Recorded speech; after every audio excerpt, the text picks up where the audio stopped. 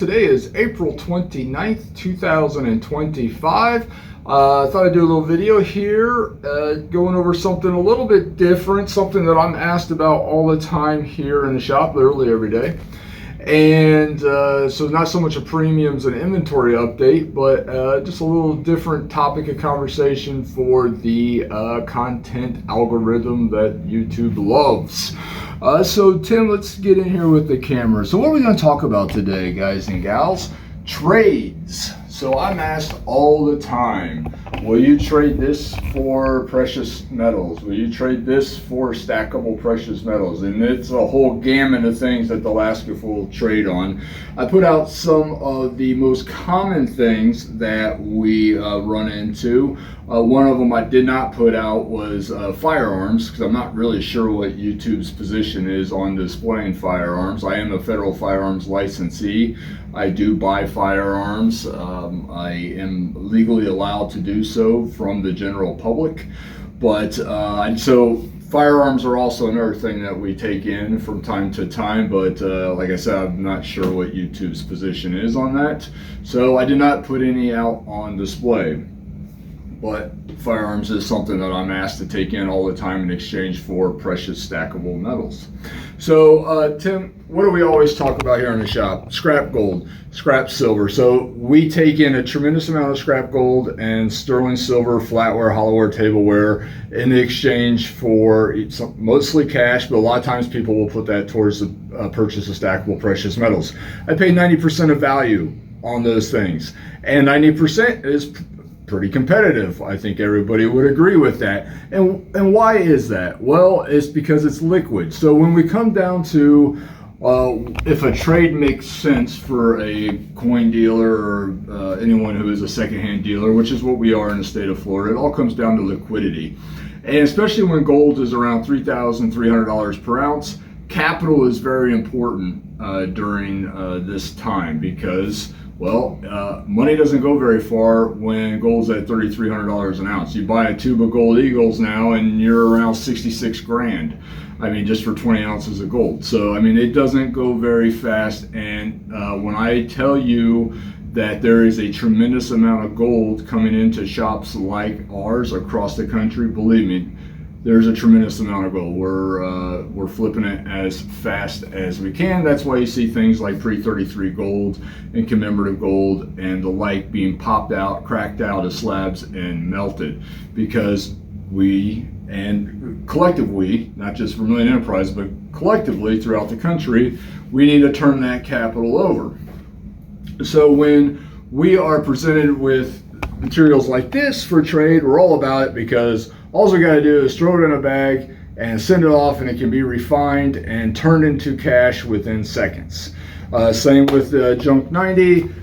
Any of the silver or gold bullion, platinum bullion SKUs, we're all about trading that for things like 1 ounce gold buffaloes, American silver eagles, Junk 90, whatever it may be.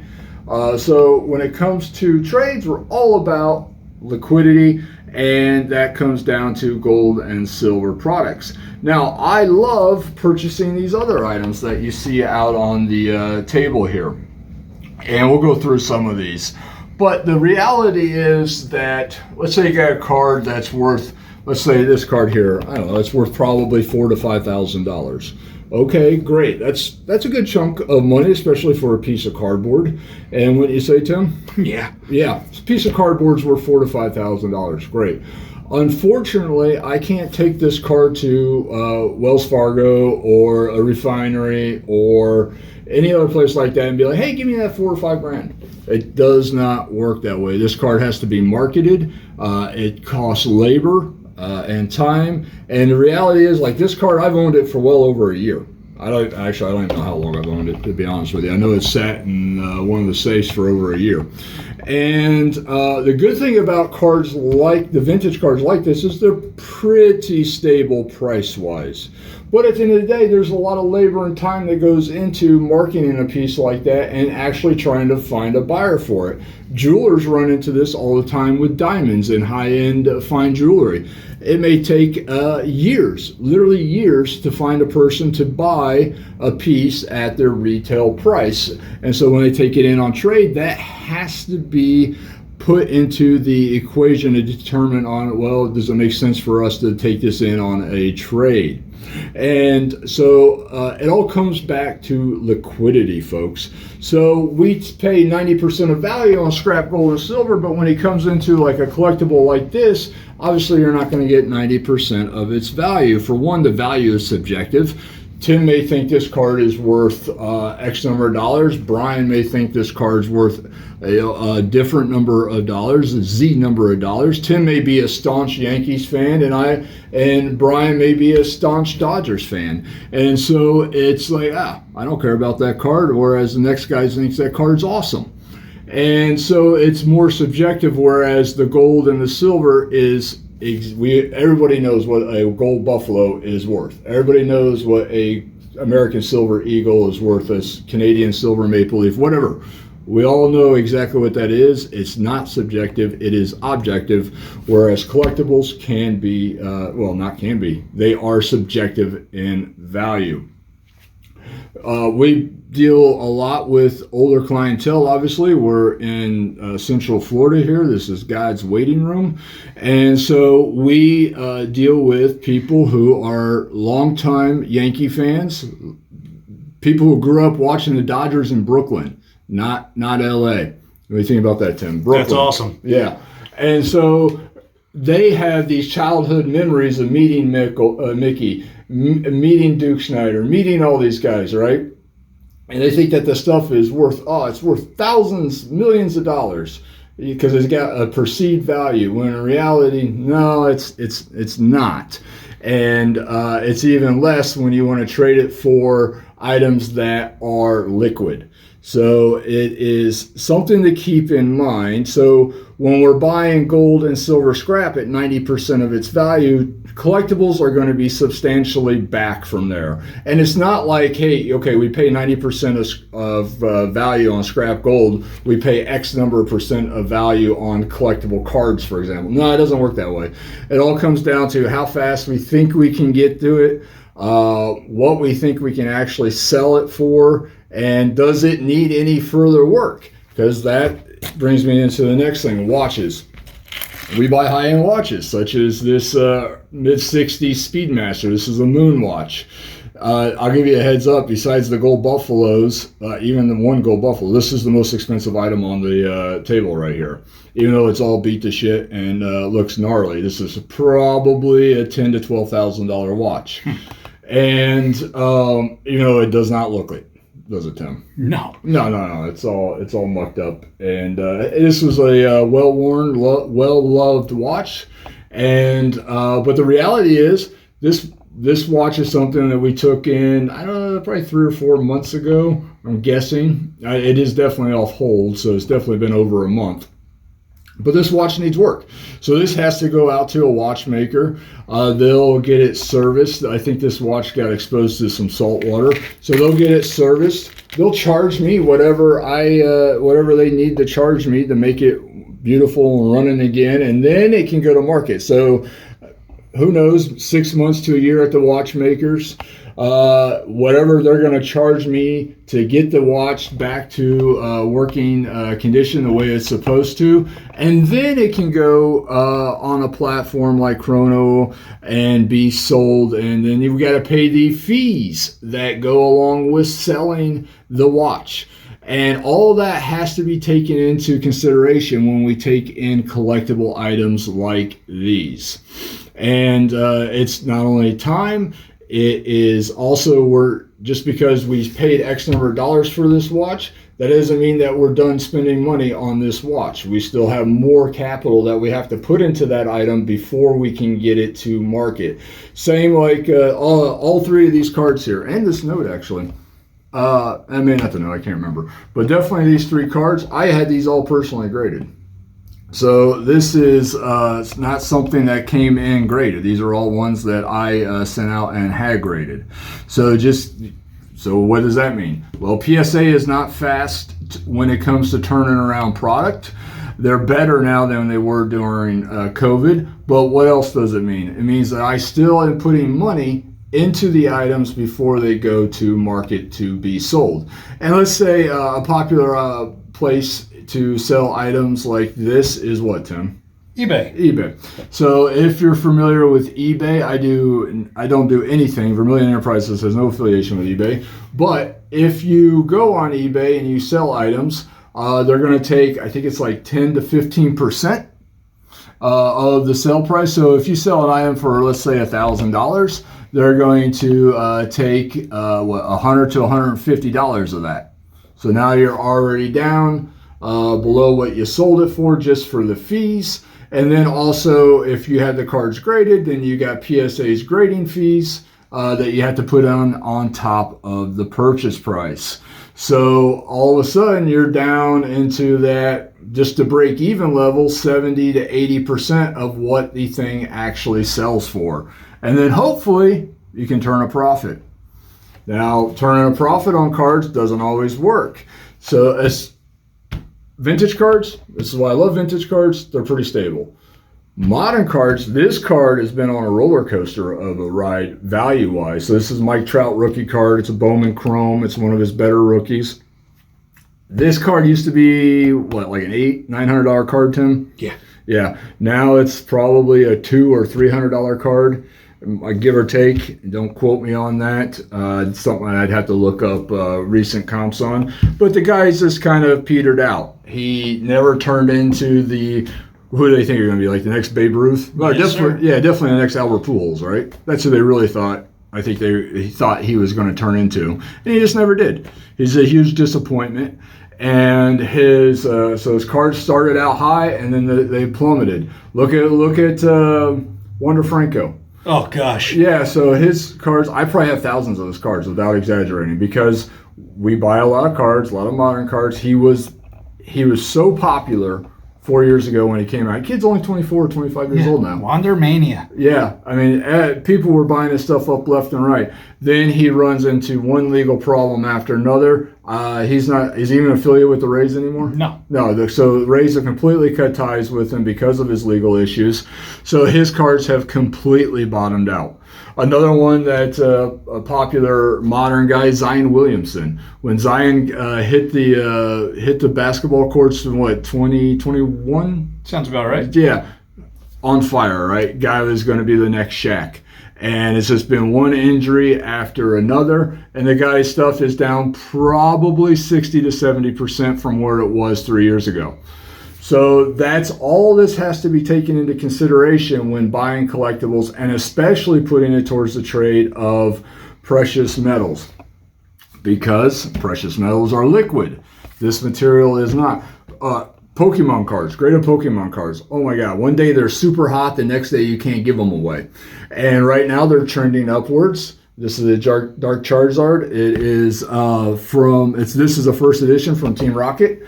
And this is a pretty highly sought after card. It's probably a $300 to $400 card. But this card is another one. Up and down, up and down. And so that has to be taken into consideration when pricing collectibles for purchase, especially for trade. And I just put out a collectible piece of currency. I can't remember if I had that one graded or if it came in like that. It's been so long ago since we bought it. It just sits in the back. We'll get to it sometime. I don't even know what it's worth.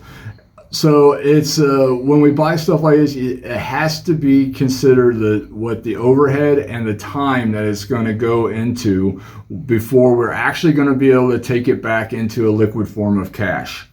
So trades, we're all for it. Firearms, graded cards, certain watches, collectible currency.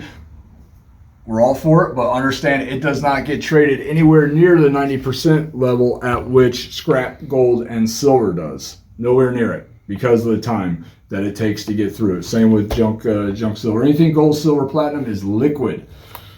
Cardboard and collectible currency and timepieces, not liquid, folks.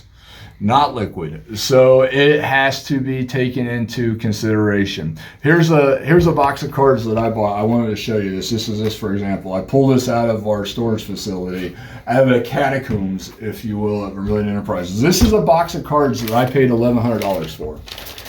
I got to take it here. I blocked out the personal information for it. Here's what I paid. I paid $1,100 for that. Is that showing up at all? Yes, sir. This was bought so long ago the ink is fading. I don't know if this will show up.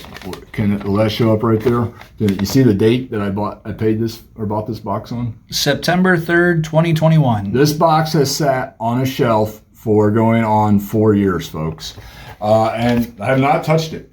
It's $1,100 just sitting on a shelf in a box. Now look, this is a great box. What do you got right there? Jackie. That's an expensive card right there. And that's a card that needs to go to PSA and get in a holder. Always love this guy, Dave Winfield. I saw him throw a rope from the warning track to home plate. I think he was playing with the Yankees at that time. And I mean, my God, it was just, I'd never seen anything. I think Bo Jackson did it one time too, where it was just spectacular how fast he threw the ball on a rope from the warning track all the way to home plate. They got the runner out. So, I mean, it's just amazing what this guy was able to do. But, I mean, you got classic cards in here, Willie Mays, Clemente, Warren Spahn. Warren Spahn threw like 300 complete games. Something ridiculous like that. Guys will spend 15 years in the league and not even pitching 300 games today. Yeah. It's Sandy Koufax. These are all good cards, right? Here's a Duke Schneider autograph card. And then you get stuff that is like this. What is this junk? This is female wrestling cards. I assume that's a female. Yeah, this is literally this stuff I'm literally just going to throw in the garbage can one day. There's literally I don't know what this guy was doing. He was collecting vintage baseball cards and all of a sudden got into female wrestling cards. We'll make sure there's no autographs, and then this whatever isn't autograph, we'll just throw in the garbage. So, but this is what I'm talking about, folks. This box I paid $1,100 for. Wow. Look at this. 2 Montana rookies. No. Yeah. Oh, okay. Just sitting on it. Here's a good one, right? What's a Montana rookie go for these days? I have no idea, to be honest with you. Probably less than $100. These used to be super hot. I mean, this was considered the best quarterback ever until Tom Brady came along, and these were probably a $300 to $400 card, and now they're probably less than 100. I was just saying this is well centered, but it's got ding quarter. It's not worth sending into PSA. But yeah, so we got to go through this box someday, get off all the valuable ones to PSA, and then dump the rest. But yeah, so I mean, so I love looking at this stuff. It's like Christmas. It is like here. Is that a Schmidt rookie? Yeah, there's a Schmidt rookie. So I mean, this is the stuff that we take in over time. But it just sits, folks. What is this? Legendary Lumber, Roy Campanella relic card. That's funny that they do this. There's a Mahomes. Is that his rookie? Oh, yeah, but it's an Aspire. No one cares. So, 2021, folks. That's how long this is set. Paid $1,100 for it. It's just sitting in the shelf. In the catacombs. Tim literally just throw that shit away. All right. And then someday Brian will get to this and go through it and send off what needs to go to PSA off to PSA and get graded and eventually get to market. I'll probably be all gray up here by the time that happens, but it will happen someday, hopefully. So back to my original point here. What trades? All right, we're all about trades here. It's got to make sense for the customer though, and it's got to make sense to the vendor. And I'm not talking about just Vermillion Enterprises across the country. All right. Emphasis right now when gold is at $3,300 is on liquidity. We got shops like mine across the country. We got to have capital. We got to keep turning and burning here. We love this type of material. I grew up in the sports card world. That's why I got a lot of knowledge in it, but that's because I started in it when I was literally like 5 or 6 years old. Grew up outside of Chicago, love the Chicago Bears. First celebrity I ever met was Mike Ditka, and off to the races we go. Grew up loving Joe Montana. But the reality is, even though it's fun and I love doing it, it's not liquid, and therefore we can't be trading it at the levels that we trade for scrap, gold, or silver, or other bullion products for stackable precious metals. We'll still do it. We still love it. But when you present items like these collectibles to a dealer to trade for stackable precious metals, just understand you're not going to get that 90 or 80, probably in a lot of instances, not even 70% of its value when it comes time to actually trade it for your stackable precious metals, because it's not liquid. Right, it's taking up capital that can be used to buy liquid items like gold and silver, which is how a shop like this actually runs and operates. We got to keep the lights turned on. We got to keep employees paid. We can't go over to the electric company and present them with a Joe Montana rookie card and be like, "Hey, will this cover me for a month?" They're going to be like, "What the hell is that?" The girl running the counter at with Lacucci Electric Company, she's going to be like, "Who's Joe Montana?" Montana? Montana, yeah. Here's how funny. I'll give you a good one. Kid worked for me. He was 21 when he was working for me. I took in a Tom Brady autographed jersey, and was it PSA? It was PSA authenticated. Beautiful piece, all framed up and everything. I took it in. I can't remember what we paid for it. It was something stupid. And he's working for me at the time, and he's like, "Why did you just pay so much money for this? Who is Brady?" So, I mean, there's different worlds out there, folks. That kid, he knows all about this, of course, but no idea who Tom Brady is. There's less and less people in the world who know who Mickey Mantle was. Less and less people in the world know who Walter Payton was or Jim Brown. And so there's less of, it's harder to sell those items. I don't want to say harder, but there's more difficulty that goes into it, getting the money out that we need it today when we're exchanging it for liquid items. So hopefully that answers some questions, because literally every day I get asked, "Hey, will you take in sports cards? I got this watch, whatever. I want to exchange it for gold eagles or silver eagles, something like that." And my answer is, yeah, maybe, if it makes sense for you and it makes sense for us. But I like my gold and silver too. So we have to understand that in a trade, it has to be beneficial for both trading partners. It has to be mutually beneficial. And so a lot of times perceived value kind of ruins those deals for the person who has the collectible, because the reality is one of the items, the collectible, is subjective in value, and the other item, the gold or the silver, is not subjective. It's finite. We know exactly what it is. But on that note, if you do have any collectible items that you do want to trade for gold or silver, we'll be more than happy to take a look, hear what you got, see what you got, hear what you're offering, and go from there. We do a lot of that. We do prefer trading in gold or silver for other gold and silver, because everything stays liquid that way. And also we can be a hell of a lot more competitive when we're taking in gold and silver compared to collectibles, such as timepieces and trading cards and the like. So hopefully you guys and gals out there in YouTube land enjoyed this video. If not, oh well. And we are Vermillion Enterprises. We are open Monday through Friday, 9 a.m. to 4 p.m. and Saturdays, 8 a.m. till noon. If there's anything we can do for you, please reach out to the shop. We'll be happy to help, and I hope you enjoy your day.